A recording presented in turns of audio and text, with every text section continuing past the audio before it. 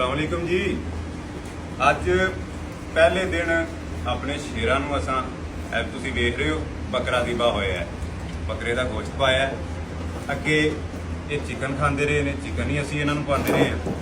अज मैं क्या कि इन्हां नूं अपना बकरे का गोश्त पाने ताकि इन्हां दे मूँह का टेस्ट चेंज हो जाए। तुसीं वेखो इन्ने अच्छे टेम कीते ने, बड़े बेहतरीन ने, हालांकि गोश्त खा रहे हैं लेकिन कोई रिएक्शन नहीं कर रहे।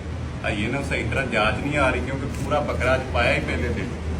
इस तो पहला मुर्गी खाते रहे ने, वो भी पीसां दे विच। वेखो की कर रहे मैनूं कुछ भी करांगा मेरे ते गुस्सा नहीं करेगा, बल्कि वेखो यह होंदी है ट्रेनिंग। इंशाल्लाह वड्डे होके भी इंज करन। हाँ जी, अज भी उंज ही ने ना जी।